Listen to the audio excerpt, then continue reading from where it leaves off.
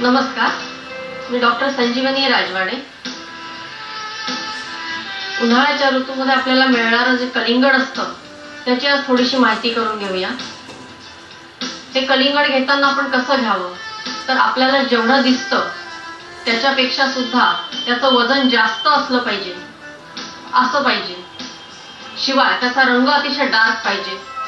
त्यामध्ये असणाऱ्या ज्या बिया आहेत त्या शक्यतोवर काळ्या रंगाच्या हव्यात। असं कलिंगड हे अतिशय उत्तम मानलं जातं।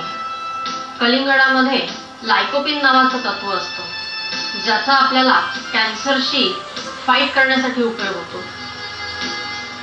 त्याकरता आपण कलिंगड हे लाल रंगाचं तर खावंच, परंतु त्याला जोडून जो पांढरा भाग असतो तो सुद्धा आपल्या खाण्यात आला पाहिजे।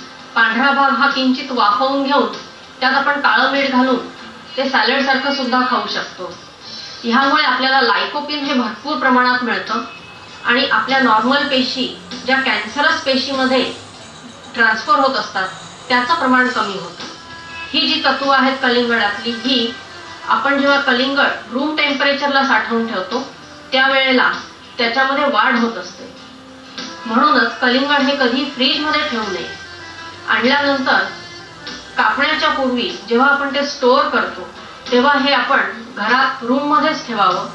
आपलं जे काय टेम्परेचर असेल त्या टेम्परेचरला जर ते आपण ठेवलं तर ही तत्व जास्तीत जास्त प्रमाणात आपल्या शरीराला मिळू शकतात। जेव्हा अगदी अशक्य असेल ठेवणं त्यावेळेला कापल्यानंतर फ्रीजमध्ये ठेवताना एका प्लास्टिकच्या बॅगमध्ये एअर टाईट करून आपण जर हे ठेवलं तर जास्ती चांगल्या प्रकारे राहू शकतं आणि त्यातले सगळे गुणधर्म आपल्याला उत्तमपणे मिळू शकतात। नमस्कार।